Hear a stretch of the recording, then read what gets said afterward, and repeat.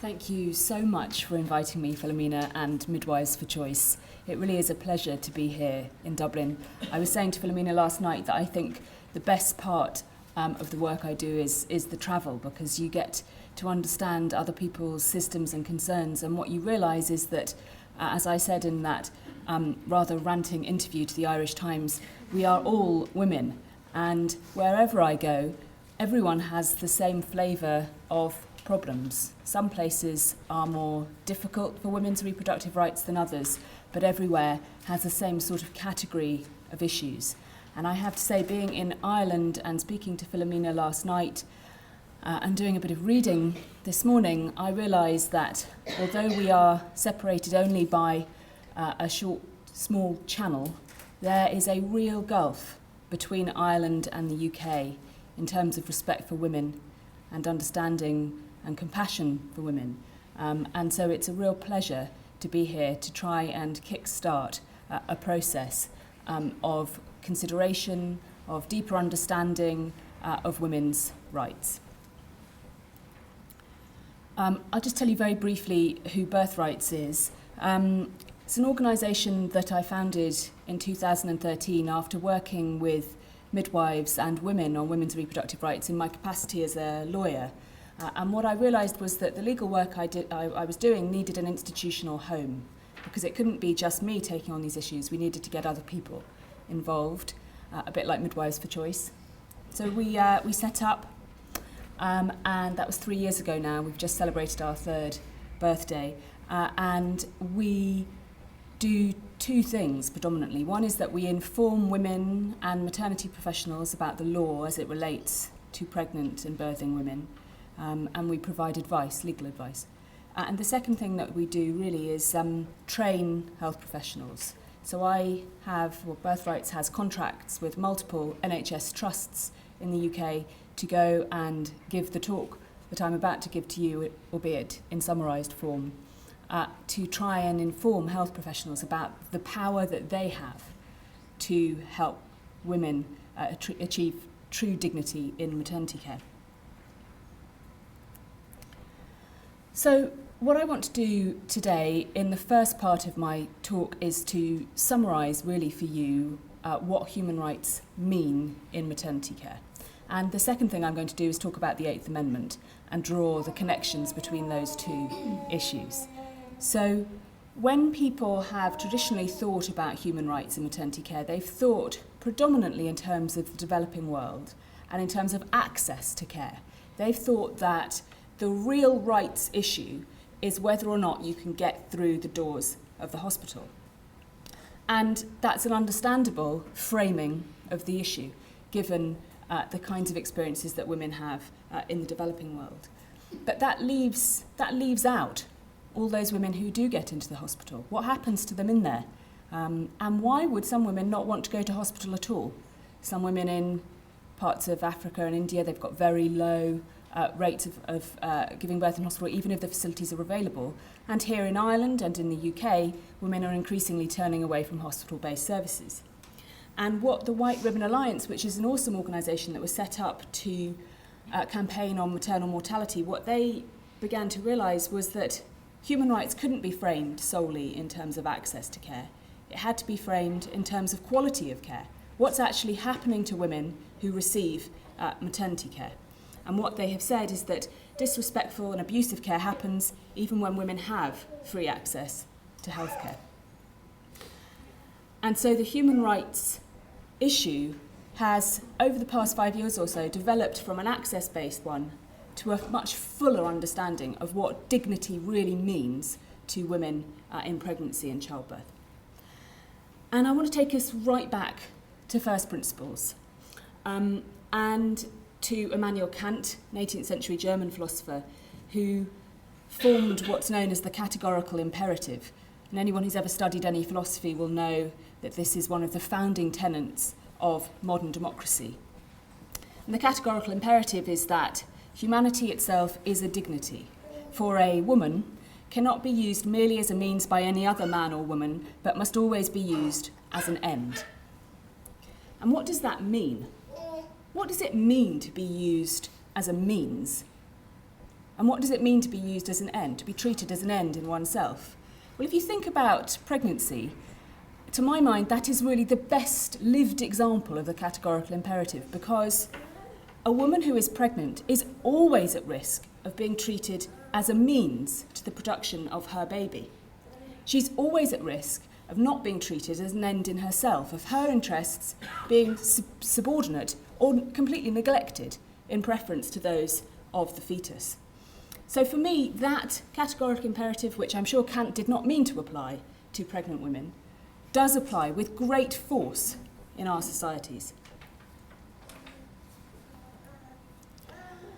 And Kant said that the underpinning principle of the categorical imperative is the idea of dignity.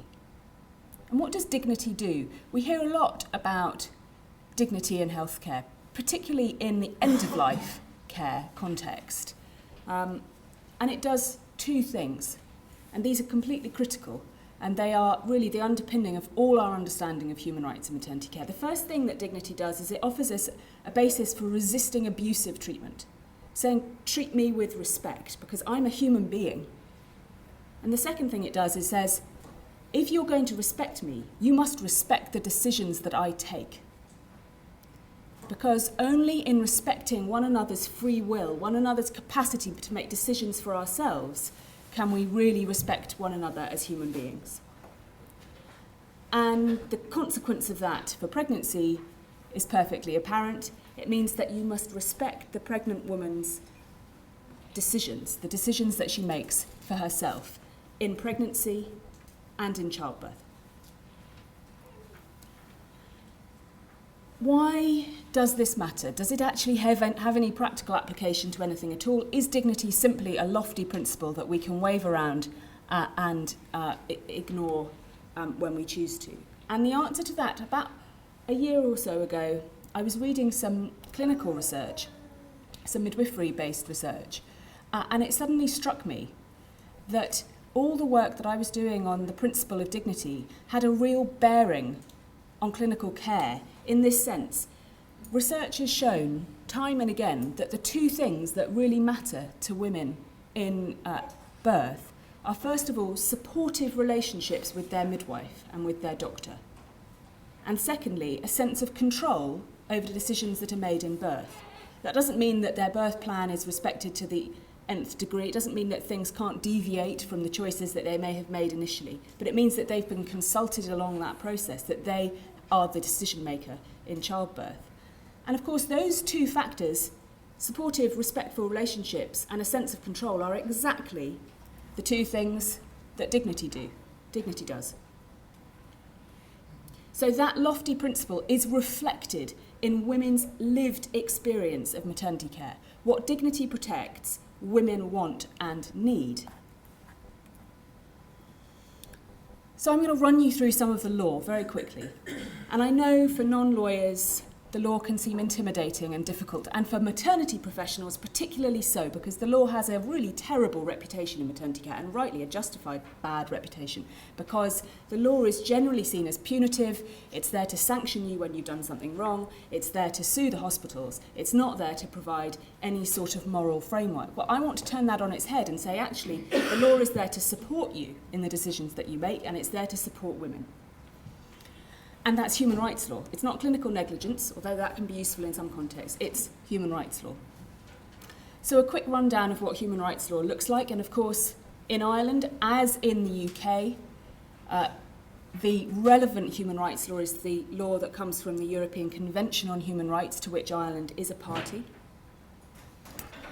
And so anything that the European Court of Human Rights says is applicable in Ireland and can be litigated through your courts. So starting with that principle of respect, the first principle of dignity that I identified. Article 3 of the European Convention on Human Rights says no one shall be subjected to inhuman or degrading treatment. Now what does that mean in the context of maternity care? I'm sure you can come up with multiple examples. It could be anything from failure to provide pain relief in certain situations. For example, a woman who is stitched up after an episiotomy without local anaesthetic despite asking for it and being in intense pain. A case that I've got at the moment in London. It could be disrespectful poor quality postnatal wards where women have no privacy, where a woman after a Caesarean is unable to reach to the cot, to the bassinet to pick up her baby for hours and hours at a time and is left in intolerable suffering. Could mean many things, and all of you will have an idea about what disrespectful care might constitute in your experience. And it has teeth because people can litigate disrespectful care. They can take their claims to court and get financial compensation. And you'll probably have heard of the Mid Staffordshire Public Inquiry in the UK, which was an inquiry into terrible failings at the Mid Staffs Hospital. Most of those were in relation to the geriatric ward, but there were some that were brought against care on the labour ward. And over 100 patients succeeded in obtaining compensation under Article 3. That second dignity principle, the notion of autonomy, is protected by Article 8 of the European Convention, which is the right to private life. And I suppose at first glance, the right to private life, you think, well, what's that got to do with how you're treated in pregnancy and childbirth, other than perhaps the obvious right to privacy, that you shouldn't have to give birth in plain view in public. But actually, the European Court has interpreted the right to private life in a very broad sense, and it means the right to physical autonomy and physical integrity, the right to make decisions for yourself about the healthcare treatment that you receive. And the European Court has considered on a number of occasions, which I'm about to take you through, childbirth rights. In the case of Chinovsky in Hungary, and some of you, if you've watched the film that was made about this a few years ago, will know about the case. Chinovsky in Hungary was a case brought by a very brave woman, Anna Chinovsky, who claimed that the Hungarian system of out-of-hospital birth either in birth centres or at home, infringed her right to private life, because in Hungary it was impossible for midwives and women to know whether or not they might face criminal or disciplinary sanctions for attending women at home births. There was no system of regulation of birth centres or home birth. And so midwives were frequently picked up by the police after they attended women at home. And she went to the European Court and said that that uncertainty infringed her right to privacy, and the court agreed. The court explained that women are entitled to a legal and institutional environment that enable their choice. Now, in this case, it was about home birth, but the court made it clear that all choices related to the circumstances in which you become a parent are protected by Article 8. So if you want to give birth at home, that's a choice that's protected by Article 8. If you want to have a particular birth partner with you, that's a choice that's protected by Article 8. If you want to have an elective Caesarean, that also would be a choice protected by Article 8. Article 8, unlike Article 3, is a limited right. That means that there are ways to justify restrictions on the right. And in this case, they didn't go through them, but I can imagine that if someone else took a home birth case to the European Court and, for example, the state came up and said, well, we can't provide this woman with a home birth for various reasons, the court might accept those reasons if they were evidence-based and well made out. But in principle, all childbirth choices are a right. And that means that any limitation on them has to be justified. There's a wrinkle in the tale because Dubska, which is a case from the Czech Republic, which was brought on similar grounds to the Chinovsky case, is still going through the European Court. And it's currently under appeal, and we're waiting for a judgment from the Grand Chamber, which is the last point of appeal in the European Court. And we'll see what they have to say. There seems to have been a kind of contradiction to what the court said in Chinovsky. But if you go on our blog on Birthrights, you'll see that I've already written about this case in detail, and I'll write again when the judgment comes out, so I'm not going to go into it here. I just want to give you one more example of a childbirth case considered by the court, Konovalova in Russia. In this case, a woman accepted care in a teaching hospital in Russia, and the hospital said that if you accept care in a teaching hospital, then you inevitably also accept the presence of medical students during your labour, and that you have no way, you can't ask them to leave the room because you've essentially consented by your mere presence at a teaching hospital. And the court said, no, you do not. You must consent to everything in childbirth. Everything requires consent. You can't give implied consent simply by turning up at the hospital. And that this woman, who in the second stage of labour, a very long and difficult second stage of labour, when 10 medics walked into her room and she asked them to leave and they did not, her rights were violated. And so the court made a broader statement about the notion of consent. It said that since a person's body is the most intimate aspect of private life, a medical intervention, even of minor importance, constitutes an interference with this right. So any kind of medical interference, and in this case I suspect the court would say that the presence of medical students was of fairly minor importance, nonetheless requires a person's consent. To run you through some of the kinds of healthcare practices that might violate human rights, some of these are perfectly obvious. Physical abuse. But remember, of course, that physical abuse can include something like an unnecessary procedure, such as an episiotomy. And I know sometimes it's difficult for midwives and obstetricians to get their head around that. They say, well, if we perform an episiotomy in good faith, then that can't be abusive. Well, if that episiotomy is simply hospital policy, as it is in many parts of Eastern Europe where they have sort of 95% episiotomy rates, yes, it does constitute abuse, because that is not care based on the needs of that woman. It's care based on the needs of the hospital, and that is abusive. Disrespect, again, fairly clear what that constitutes. If your baby is breech and you go to the hospital and they say, if you give birth to this baby vaginally, it will die and on your shoulders be it. That's disrespectful care. That's abuse, bullying, shroud waving, as Sheila Kitzinger called it. Non-confidential care, again, things like physical exposure. Non-consented care. Undue pressure to make specific clinical choices, breech example again. Misinformed care.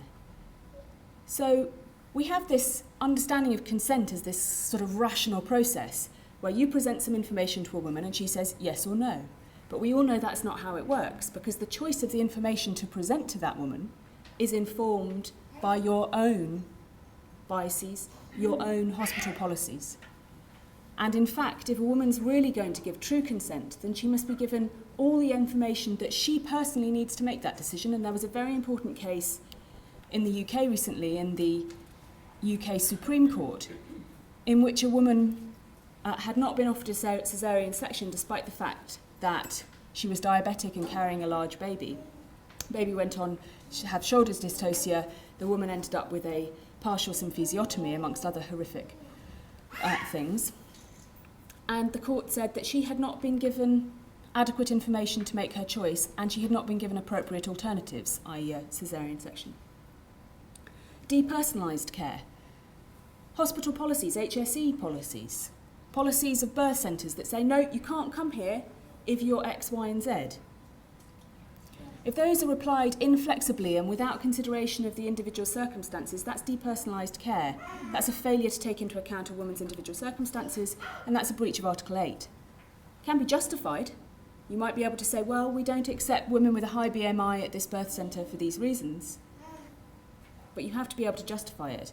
And of course, BMI is a really interesting one, because all the recent research shows that primates with a high BMI have a better birth outcomes. Multips with a high BMI have better birth outcomes than primates with a normal BMI.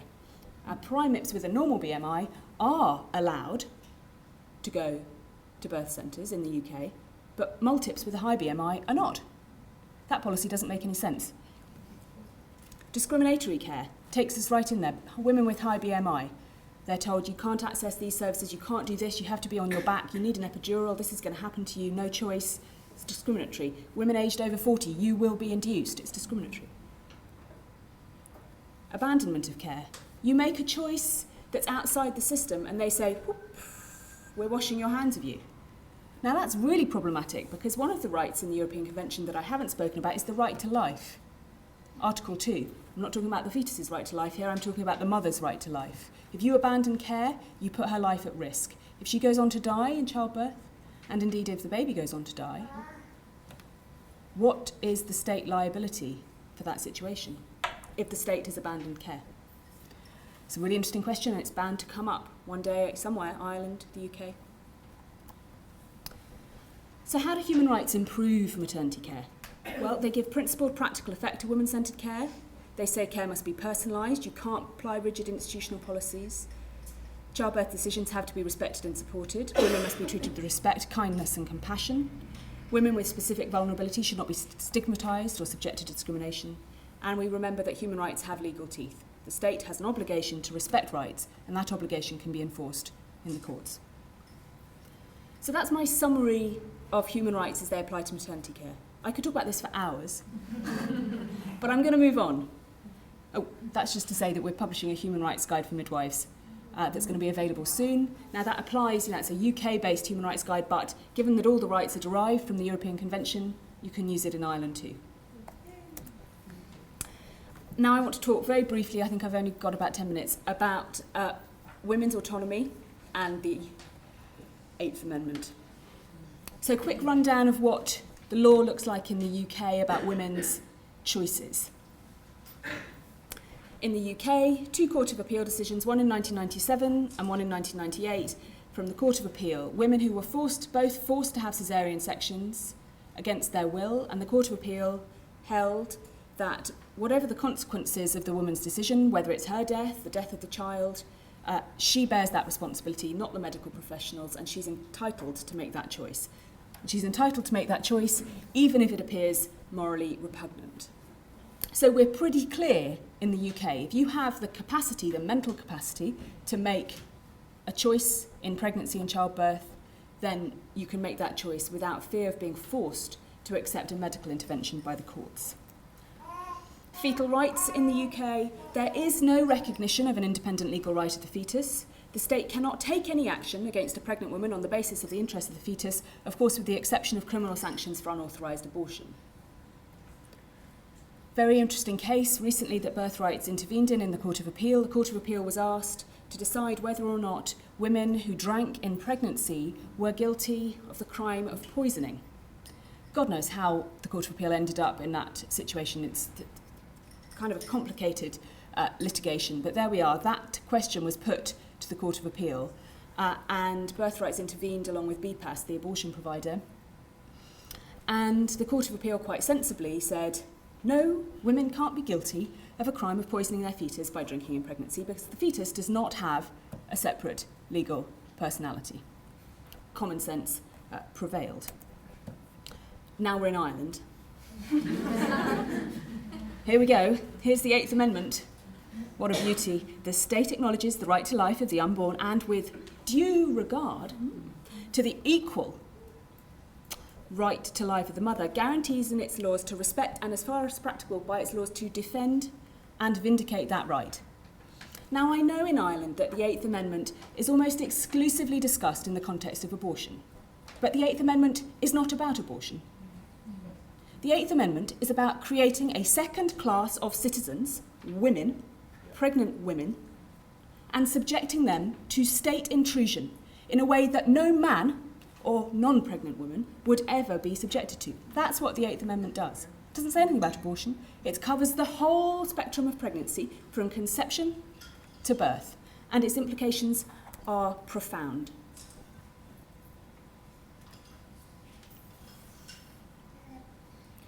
Once you are pregnant, the state has regard to the life, the right to life of the unborn. From that moment on, from the moment of conception, you are a different class of person in Ireland. That's a form of discrimination. Why? I'm going to compare it to slavery, apartheid. You take a type of citizen and you discriminate against them in your laws. You subject them to a different form of state intervention. And what are the implications? I'm not going to talk about abortion because we know what the implications are for abortion. But what about for women who decide to continue with their pregnancies? Well, forced medical intervention. Let's just cast our mind back to those 2 UK forced caesarean cases. You'll remember that the Court of Appeal in the UK said that no woman could be forced to accept medical intervention against her will because the fetus had no separate right to life. Well, that position is different in Ireland. The fetal right to life empowers medical staff, through the courts, to override women's informed choices. Now, there may be cases where you think, oh, well, that's fair enough. What about a woman, she's 40 weeks pregnant and she simply doesn't want to have a Caesarean or an induction or whatever, and she doesn't really have good reasons for it, and the baby's really at risk. Is it such a big deal to save that baby? The woman will get over it. But what about the question that I posed there? How significant must that risk to the fetus be to justify overriding the woman's decision to decline medical intervention? How's that going to play out in a case where, or take post-dates induction, pretty contested, right? Woman is 10 days overdue. In fact, the risk to the fetus doesn't arise until 14 days overdue, as any good midwife and doctor knows. But the hospital policy is 10 days overdue, you're induced. And what if the woman says, no, I just want to wait a bit longer, I want to wait to 14 days. And the hospital says, no, because we've got an independent obligation as medical practitioners under the 8th Amendment to respect the right to life of the fetus. So I'm afraid you're going to be hooked up to that drip and there's nothing you can do about it. That's the position in Ireland. And it comes right down to, what about an episiotomy? The woman's begging, please, I don't want an episiotomy, I'd rather tear. No, there's a risk. Really? What's the risk? Well, there is one. Is it significant? Maybe, maybe not. We're gonna do it, because ultimately, as medical practitioners and as midwives, we have an independent obligation to the fetus.